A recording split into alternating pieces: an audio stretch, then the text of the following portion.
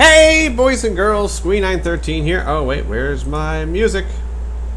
There it is. How's it going? Welcome back to,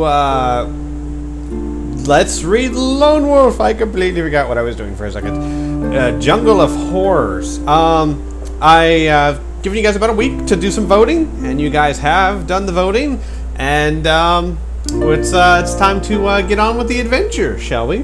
First of all, Pathmanship won by a landslide. It wasn't even close. It was like 6. Yeah, Pathman won 6. The next highest one was Size Screen of all of them at 3. So it's a pretty clear indication what you guys wanted. And also you chose for your weapons. There was a tie between 3 of them actually. Spear, dagger, and axe all had 4 votes. And I was like, well, what do I do? So here's what I did. There were only 2 of you, Huzzah for Timelines and Shogun, who actually posted any explanation for it. And so I just picked one from both of you. I picked the dagger, because Shogun did make a good point. We do have Ashna's dagger, and this will give us the bonus if we ever need to use it. And I chose spear from Huzzah. So it's going to be spear and dagger. See? Maybe you guys should have argued about it more. So, we're going to choose Pathmanship. We're very close to another lore circle.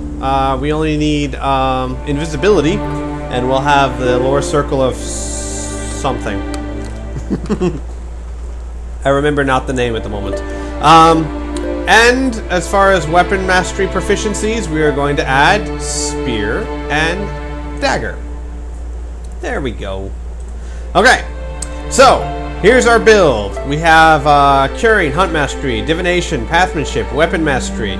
In our backpack, we have a rope, a potion +4, fire seeds. Oh god, I forgot I lost my backpack. That makes me so depressed. I had so much in there. You know, I was like a literal hospital of healing that I was really going to need for book 9, because you don't understand. Book 9, the last fight is like a Poindexter trying to take on the Hulk. I kid you not. And I was like, oh, look at all this healing I have, and it's gone now. Sigh. Alright, so enough of my tangent.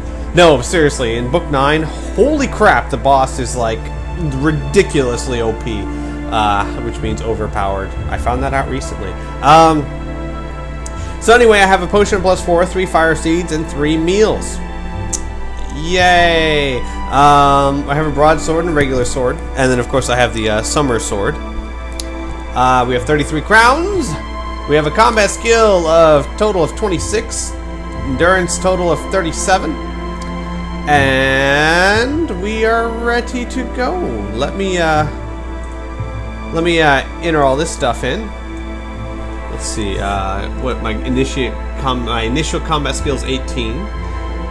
Of course, I gotta make some adjustments here. Just give me a second. I gotta do curing, divination, hunt mastery, pathmanship, and weapon mastery with the dagger, the spear, the sword, and the broadsword. Okay.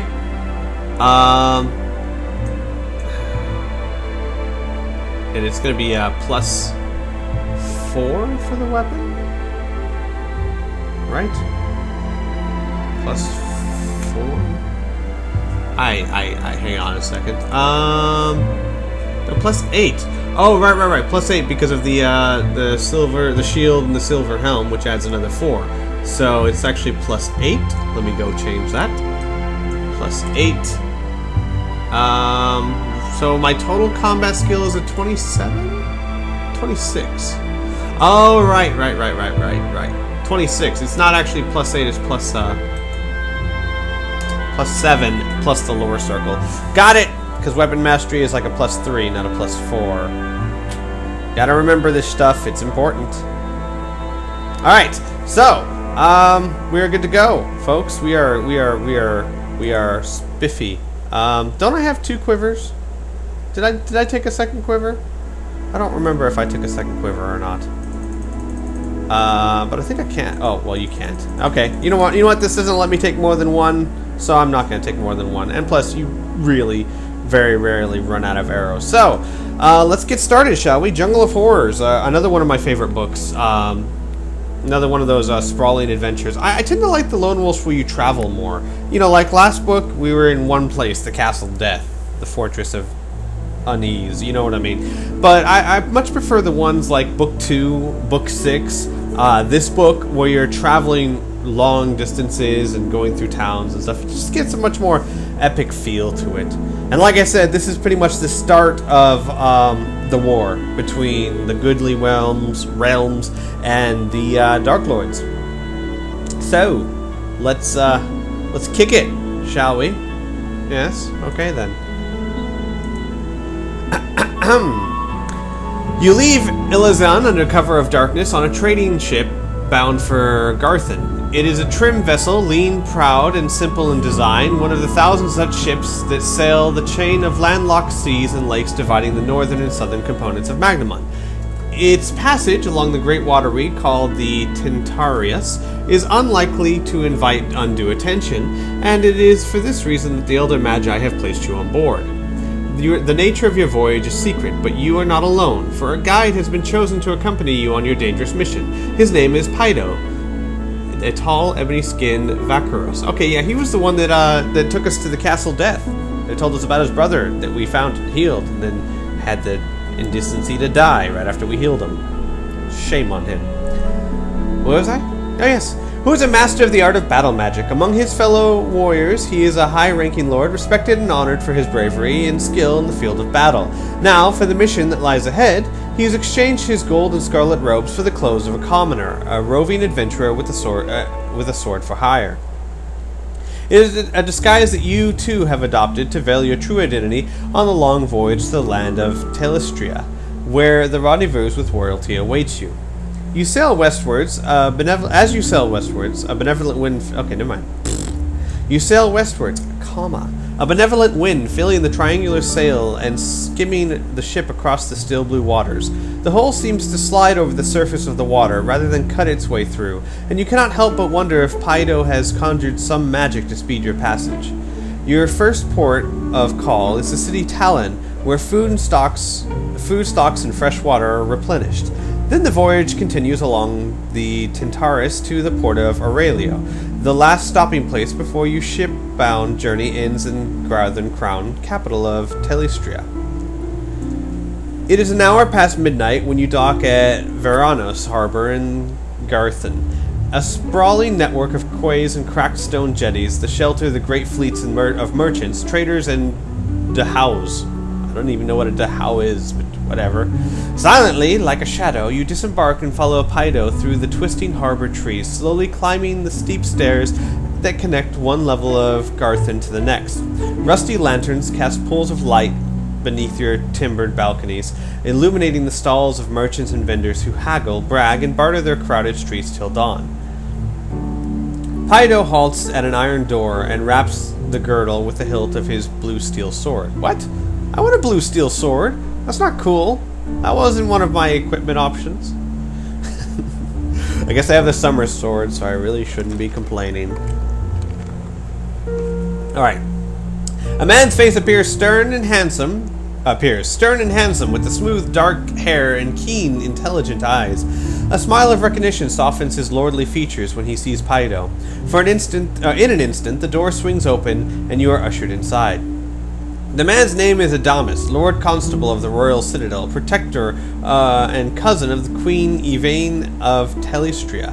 For centuries, the strong bond of friendship has existed between the royal household and the magicians of Desi, and when called upon by the Elder Magi to help you in your quest, Queen Yvain pledged her support without hesitation. She has volunteered the services of Lord Adams, who is to ensure your safe and unhindered passage through Telestria to the borders of the Danark. At dawn, after snatching a few hours' sleep, you are taken by coach to the East City Wharf, where an empty corn barge is waiting to ferry you upriver. Haulage is provided by 8 large Gorkaks, hairy ox-like creatures from the plains of Slovia, which are harnessed to the barge by chains. They lumber along the cobbled towpath, continually kept in line by a stinging lash of the barge's owner, Zolhide Whip. barge's owner's whole side. Soul had. I just can't read today. The next day, the barge arrives at a small river village called Lona, where the detachment of Lord Adam's cavalry, resplendent in surcoats and scarlet and grey, provides you with horses for the cross-country journey to the fortified city of Feona. Doesn't anyone understand the point of secrecy here? Don't you think a cavalry in splendid colors giving us horses might draw undue attention? No? Okay then. Ill news greets you in Feona. The city is of triple towers. Zergron, warlord of Znar, ruler of the barren highlands of Ogaya, whatever, has amassed an army of Drakrim warriors. 3 days ago, they attacked the border towns of Lukos to the north. The Telestrian garrison put up a brave and spirited defense, but they were hopelessly outnumbered by the bloodthirsty Ogayan horde that drove through the perimeter walls with battering rams and engines of war. The Drakrim razed Lukos to the ground, and only a handful of survivors escaped to tell the dreadful tale. The situation is grave, reports Lord Adams, on returning from the emergency conclave with his fellow Telestrian knights. For decades, Zergon and his minions have raided our northern territories, but never before with such determination and strength. We must mobilize our army for war, for it is war that Ogaya has invited by this unforgivable attack on Lukos.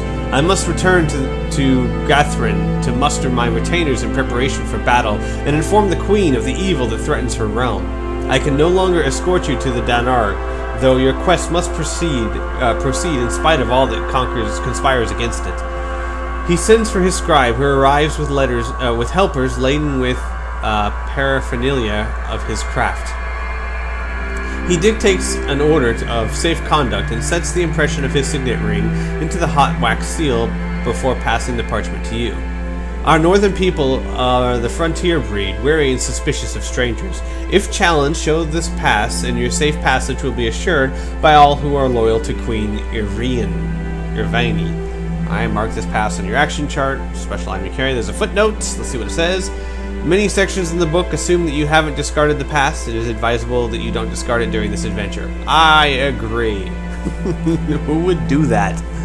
Oh, you know what? I found a potion of healing +4. Let's go ahead and discard our only ticket to getting the Darnark. That sounds like a brilliant idea. Early in the morning, Lord Adams accompanies you and Pydo to the main square of Feona. It is from here that your quest begins. The first leg of your journey to the Darnark will take you north to the town of Tharo, which nestles in the fertile uplands of Telestria. There are 2 ways of reaching the town. You can travel by road, or you can take a barge along the river Fionn. Consult the map before deciding which route to take. Alright, let's take a look at the map. Tell me, map! Where am I going? How should I get there? Alright, where am I? I am in, Fionn. Alright, right here. I'm right here. I need to get to Tharo. I can take the road, or I can take the river. It's pretty much the same. And the river is for lazy people, so I'm going to take the river. Sound like a plan? Of course it does. We're going to travel by barge. Ha-ha! You and Pydo bid farewell to Lord Adams and spur your horses along the wide paved street towards the city's gatehouse. The wagon-worn highway leads to the village of Shar, a small wood-walled enclave of fishermen and barges, built around a great stone bridge which spans the river Feon. You leave the highway and follow the twisting path down to the river's edge. There a barge is ready to leave for Tharo. Its team of Gorkas are harnessed, and the crew are preparing to cast off the thick rope hawsers securing the barge to the quay. Blech. God, what is this with this book? It's like trying to make me mess up. The captain sees you approach and calls to his men. Hold fast, lads! Looks like we've 2 more for Tharo. The gangplank is lowered and the crew guide your horses aboard. As you dismount, the captain strides along the bleached wood deck and greets you like an old friend, shaking both of your hands shaking you both of you warmly by the hand. Good Lord, what is wrong with me today? Must have been the drugs I took. Yes, I took drugs. I took cinnamon and sugar. spice and everything else is nice. Was trying to become a Powerpuff Girl. Didn't really work out. Just kind of got a sugar rush. What? Don't tell me you haven't tried it too.